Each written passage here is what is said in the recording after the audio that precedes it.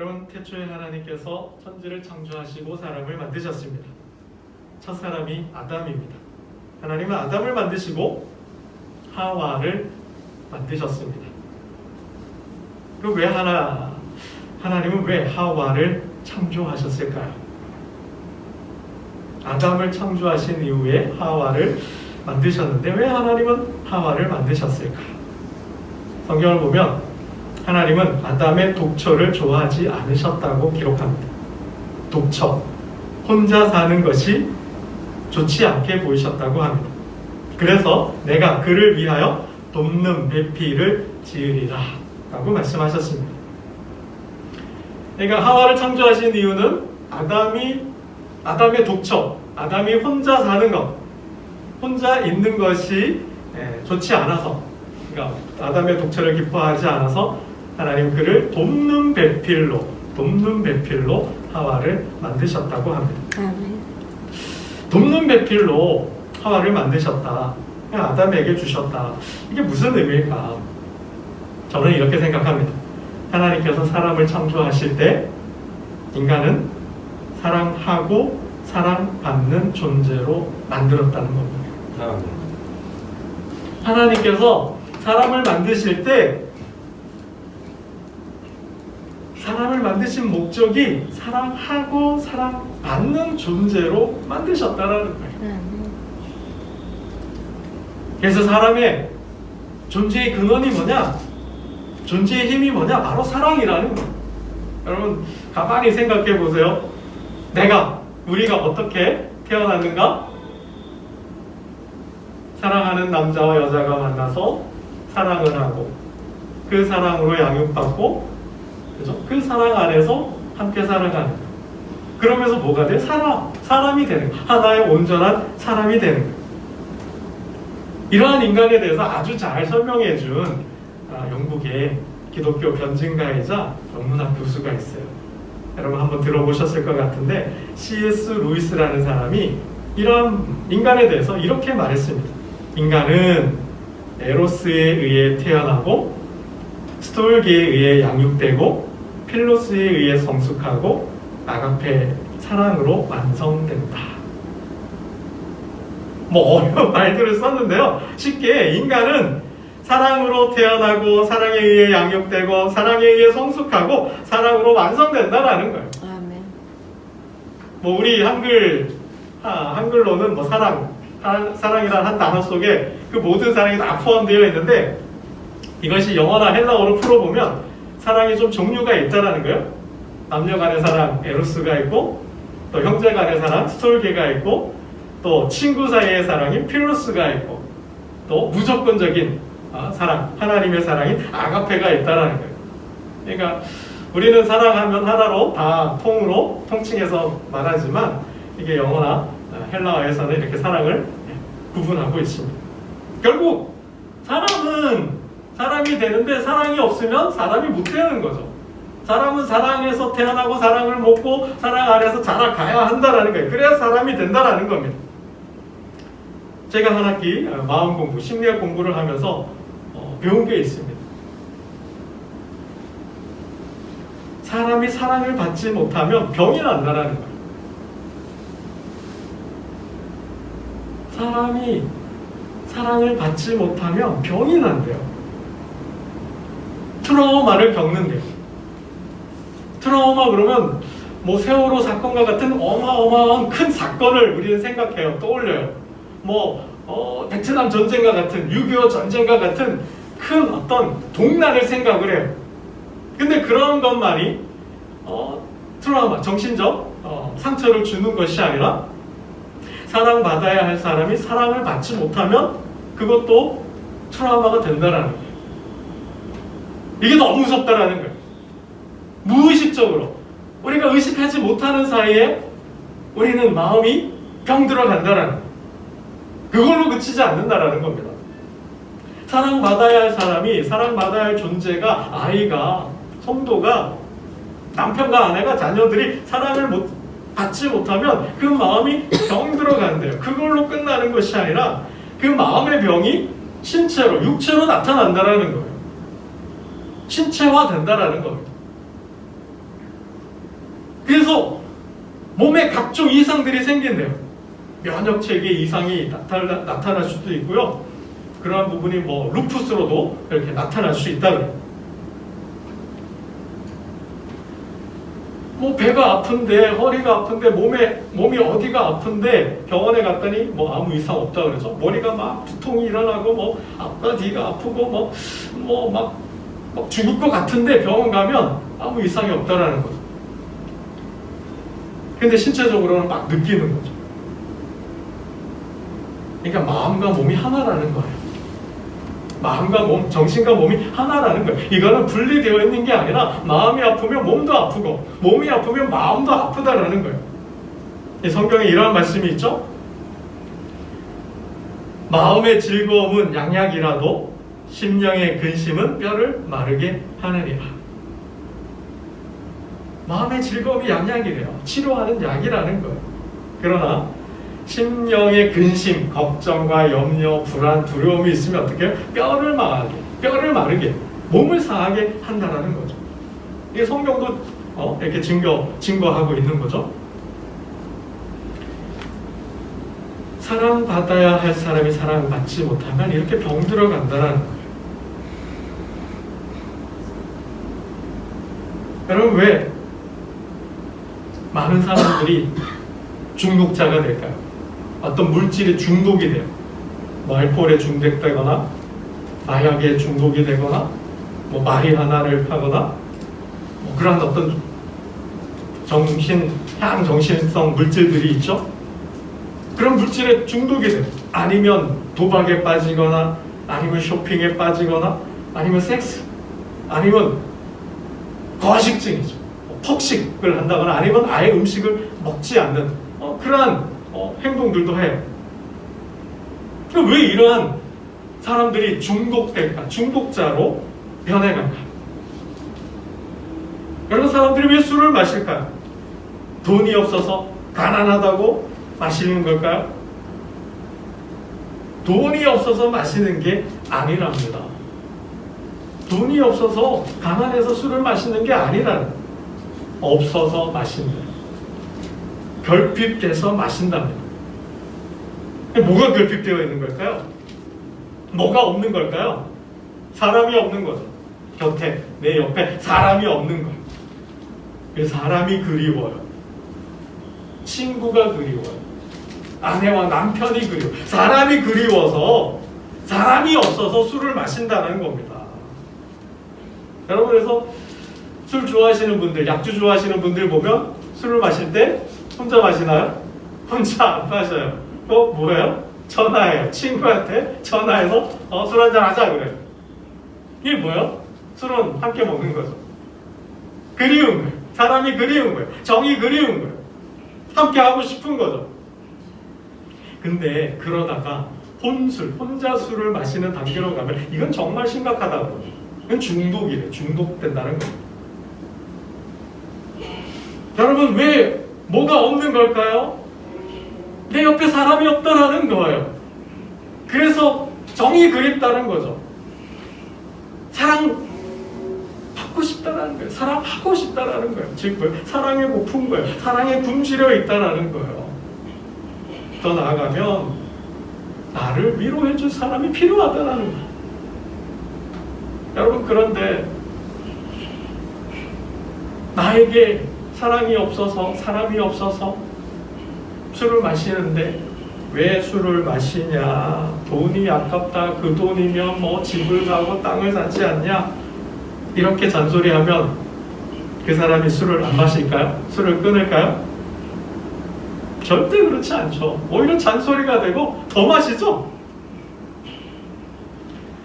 여러분, 하나님께서 독처하는 아담을 기뻐하지 않으셨다 그랬어요. 좋지 않게 보셨다 그랬어요. 그래서 뭐요? 하와를 돕는 배필로 주셨대요. 돕는 배필로 주셨다는 게 무슨 의미일까요? 하나님께서 아담을 창조하시고 돕는 배필로 하와를 주셨대요.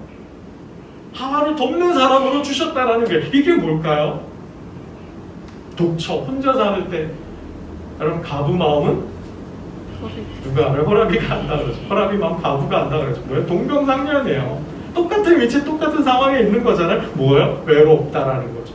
그럼 혼자 사는 게, 아담이 혼자 있는 게 뭐예요? 하나님 보시기에 좋지 않았다라는 건 그가 외롭다라는 거죠. 그가 그의 마음이 비었다는 거죠. 그의 마음이 허기가 져 있다라는 거예요. 뭘 원한다라는 거예요? 사랑을 원한다라는 거죠. 사랑받고 싶다는 거예요. 사랑 욕구를 하나님 채워주셨다라는 겁니다. 즉 그를 위로해 주신 거죠. 여러분, 모든 동물은 짝이 있어요. 하나님께서 천지를 창조하시고 각종, 그죠? 땅을 만드시고 하늘을 만드시고 바다를 만드시고 그 안에 생물들을 만드셨어요. 다 뭐가 있어요? 짝이 있잖아요. 근데 오직 사람, 첫사람 아담만이 뭐가 없어요? 짝이 없잖아요.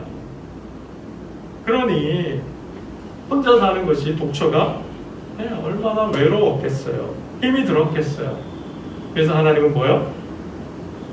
그를 돕는 사람으로, 또 그를 위로하는 사람으로 곁에 하와를 두셨다는 말씀입니다.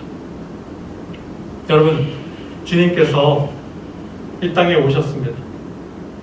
우리는 주님을 기다리는 대림절 기간을 보내고 있는데, 주님은 이 땅에 오신 이유를 여러 가지로 말씀해 주셨어요.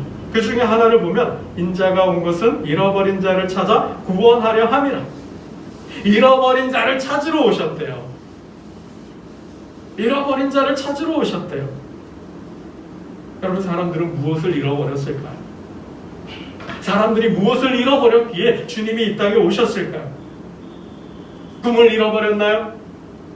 어떤 가능성을 잃어버렸나요? 삶의 의미와 목적을 잃어버렸을까요? 맞죠. 꿈이 없는 사람도 있고, 삶의 의미를 잃어버린 자도 있고, 삶의 목적과 비전을 잃어서 방황하는 사람들도 있을 거예요. 분명 주님은 그들을 위해서 오셨어요. 근데 그 중에서도 특별히 누구를 위해서요? 사랑받아야 할 사람, 사랑받지 못해서 사랑에 굶주린 자를 위해 찾아오신 줄로 믿습니다. 사랑받아야 할 사람이 사랑받지 못해서 외로워하고 아파하고 고독해하며 불안하고 두려워하는 사람들을 위해 찾아오셨다라는 거예요. 여러분, 서두에 말씀드렸던 것처럼 사랑받아야 할 사람이 내가 사랑받지 못하면 마음의 병이 든다 그랬어요. 정신병이 온대요. 그래서 건강한 자를 위해서 온 것이 아니라 병든 자를 위해서 오셨다 그랬잖아요. 사랑받아야 될 사람이 사랑받지 못하니까 그 허기진 마음, 공허한 마음을 채우는데 뭘로 채워요? 술로 채우는 거예요. 마약으로 채우는 거예요. 도박으로 채우는 거예요. 쇼핑으로 채우는 거예요. 그 공허한 마음을 달랠 길이 없어서 그것은 사람이 채워야 되는데 사람으로 채워지지 않으니까 물질로, 잘못된 행동들로 자기의 존재를 파괴하고 삶을 파괴하는 행동들로 채운다라는 거예요. 그래서 뭐가 돼요? 사고가 나는 거죠. 죄를 짓게 되는 거예요. 도박하다, 그죠? 술을 마시고 음주운전을 하고 쇼핑을 더 나가서 도둑질을 하는 거예요. 그리고 뭐예요? 어떤 섹스, 외도를 하고 바람을 피고. 그러니까 그 공허한 마음을 채울 길이 없다 보니 삶의 양태가 그렇게 나타난다라는 거예요. 그걸 채워야 하니까. 근데 자신은 몰라요. 본인은 몰라요. 그게 중독이 무섭다라는 것입니다. 여러분, 잃어버린 자를 찾으러 오셨다고 했을 때 이 말씀을 하신 대목이, 장면이 있어요. 삭개오를 만나고 그의 집에서 식사하실 때요. 삭개오가 주님과 대화하다가 고백하잖아요. 내가 도둑질한 것이 있다면, 토색한 것이 있다면 4배나 갚겠습니다. 그런 고백을 듣고 이 집에 구원이 이르렀다. 이 사람도 삭개오도 아브라함의 자손이다. 그리고 이 말씀을 하신 거예요. 인자가 온 것은 잃어버린 자를 찾아 구원하려 합니다. 여러분, 삭개오 한번 생각해봐요. 키가 작잖아요. 부자예요. 세리예요. 그것도 세리의 장이에요. 세리의 우두머리예요. 그가 뭐가 부족하겠어요? 그게 뭐가 없을까요? 그의 삶에 뭐가 결핍되어 있을까요? 곁에 누가 없어요? 사람이 없는 거죠. 곁에 사람이 없는 거예요. 그러니 뭐예요? 사람이 그립겠죠. 나도 한번 사랑했으면 좋겠다. 나도 한 인간으로 제대로 살았으면 좋겠다. 삭개오의 생각 아닐까요? 그게 주님 그에게 찾아가신 거죠. 여러분, 주님이 이 땅에 오신 것은 저와 여러분의 위로자로 오신 줄로 믿습니다. 여러분, 그래서 2021년 저희 교회 표가 우리는 하나님은 위로자, 하나님은 우리의 위로자이시니 우리도 위로하자라는 그러한 교회 표로 정했습니다. 코로나 시대를 겪고 있어요. 많은 사람들이 우울해하고 불안해하고 두려워해요. 언택트 시대예요. 접촉하면 안 돼요. 이제 거리두기를 해야 된대요. 사랑하는 손주도 못 봐요. 가족 간에 만날 수도 없어요. 이제 뭐 김장도 잘 못하죠. 가족 모임도 잘 못해요. 그러면 가족 모임은 지금 김장 시즌인데 김장하다가 코로나 온 가족이 확진되고, 뭐 고향을 방문했다가 코로나를 또 옮기고 또 얼마 오기도 하고, 이런 시대가 되었어요. 이 접촉하기가, 만나는 것이, 곁에 있는 것이 얼마나 어렵고 힘들어요. 이러한 자의 교회가, 우리 교회가, 저와 여러분이 그들의 위로자가 되어야 한다는 말씀입니다. 여러분, 위로자가 된다는 건 뭘까요? 그냥 곁에 있어주는 거예요. 곁에서 들어주는 거예요. 곁에서 함께 공감하고 감정을 느끼는 거예요. 여러분, 어느 목사님 이야기입니다. 그 목사님에게는 3대 독자가 있었대요. 근데 그 3대 독자가 교통사고로 사망을 했어요. 얼마나 슬픕니까? 친구 목사 3사람이 와서 아들을 잃은 목사님을 위로합니다. 첫 번째 친구가 왔어요. 이런 말을 합니다. 그래, 아들은 지금 천국에 갔으니 너무 슬퍼하지 마라. 천국에 갔으니, 좋은 데 갔으니까 슬퍼하지 말라고 위로합니다. 그리고 갔어요. 두 번째 친구 목사님이 와서 위로합니다. 그래, 참 안 됐지. 근데 네 아들이 가해자니 피해자니 사고 처리는 어떻게 된 거야? 그리고 갔습니다. 세 번째 친구 목사님이 왔습니다. 와서는 아무 말도 하지 않았대. 그냥 울고만 갔답니다. 하나님 정말 나쁘다, 그치? 그러고는 계속 울다가 조용히 갔다고 합니다. 장례를 다 치르고 한 달이 지났어요. 아들을 잃은 친구 목사님이 세 번째 친구 목사에게 찾아갑니다. 친구야, 고맙다. 너 때문에 힘이 났다. 정말 첫 번째, 두 번째 친구 목사, 내가 정말 할 말이 많지만 내가 참는다. 앞으로 안 보기로 했단다. 라고 얘기를 했다고 합니다. 여러분, 3대 독자를 잃은 목사님에게 누가 가장 큰 위로자가 되었을까요? 천국에 갔으니 슬퍼하지 말라. 내가 너를 위해 기도할게. 그럼 이런 말이 위로가 될까요? 공감이 되나요? 참 안 되잖아요. 마음도 아프고 지금 슬픔에 빠져 있는데 아들이 가해자니 피해자니 사고 처리는 어떻게, 지금 정신도 없고 경황도 없는데 그런 말이 무슨 소용이 있습니까? 그냥 가만히 함께 앉아서 울어주는 거죠. 그게 위로라는 거예요. 그게 공감이라는 거예요. 여러분, 위로자는 곁에 있어주는 거, 그러면서 그의 말을 들어주는 거, 그러면서 그가 느끼는 감정을 그대로 느끼는 것이 바로 위로인 줄로 믿습니다. 네. 여러분, 주님은 이 땅에 오셔서 3번 우셨다 그래요. 주님은 이 땅에 오셔서 3번 우셨는데 나사로의 무덤 앞에서 우셨다 그래요. 그리고 두 번째는 예루살렘에 입성하실 때 예루살렘 성을 보고 우셨대요. 그리고 십자가를 앞에 두고 겟세마네 동산에서 기도하시는 중에 우셨다고 합니다. 이렇게 기록상으로는 주님이 3번 우셨는데 주님 왜 우셨을까요? 주님의 이 눈물의 의미는 뭘까요? 기뻐서 흘리는 기쁨의 눈물이, 눈물의 의미가 참 많아요, 그죠? 기쁨의 눈물이 있고 슬픔의 눈물이 있고 정말 아픔의 눈물이 있고 정말 억울하고 원통에서 흘리는 피통의 눈물도 있어요. 정말 다양한 이유와 다양한 삶을 통해서 우리는 눈물을 흘려요. 주님은 왜 눈물을 흘리셨을까요? 그 주님의 눈물의 의미는 무엇일까요? 여러분, 다 말씀드릴 수는 없지만 조금씩 차이는 있어요. 나사로 무덤 앞에서는 정말 사랑하는 제자였어요. 사랑하는 사람이었어요. 그를 잃었다는, 이제 볼 수 없다는 상실이죠. 상실의 고통. 여러분, 인간이 살아가면서 겪을 수 있는 최고의 고통은 뭐예요? 상실의 고통이죠. 사랑하는 사람을 떠나보내는 거예요. 주님은 그의 무덤 앞에서 눈물을 흘리신 것은 바로 마르다와 마리아, 그의 죽음을 안타까워하는 사람들과 함께하는, 공감하는 위로의 눈물이라는 것입니다.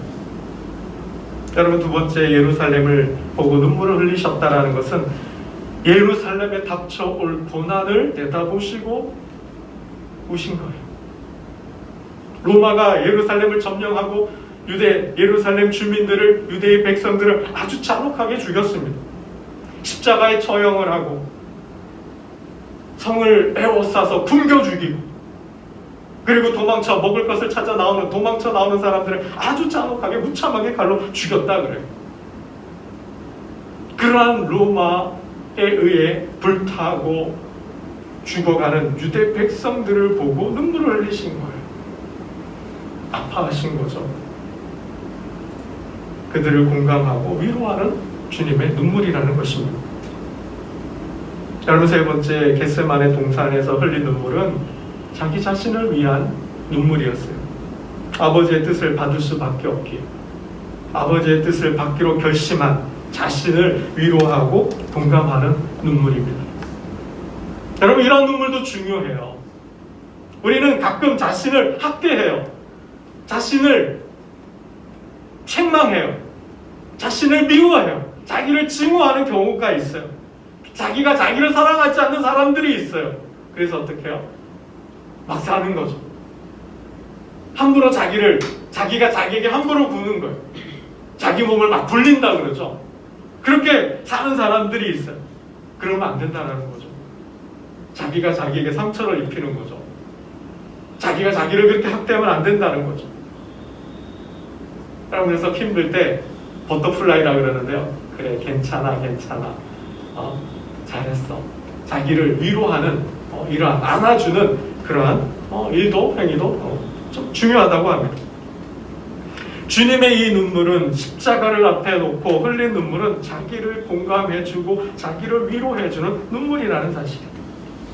여러분, 주님이 이 땅에 오셔서 3번 우셨는데, 나사로의 무덤 앞에서 예루살렘을 보시고, 그리고 십자가 앞에서 눈물을 흘리셨는데, 공통점은, 눈물의 의미는 조금씩 다르지만 공통점은 위로와 공감의 눈물이라는 사실입니다. 이런 말씀을 맺겠습니다. 주님은 이 땅에 오셔서 함께 웃고 함께 우는 눈물을 흘리셨습니다. 우린 그러한 주님을 보혜사라 합니다. 보혜사. 그럼 우리 말씀을 한번 볼까요?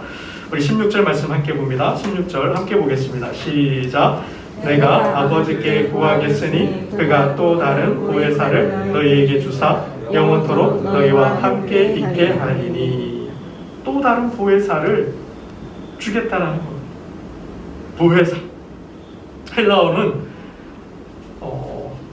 파라클레토스라는 단어를 쓰는데요. 곁에 있는 사람이라는 뜻입니다. 파라클레토스. 다른 사람에게 도움을 베풀도록 곁에 부름받은 자라는 뜻이래요. 그래서 변호사로 번역할 수도 있고요. 조력자, 헬퍼로 번역할 수도 있고요. 위로자로, 상담자로, 친구로 번역될 수 있는 단어라고 합니다.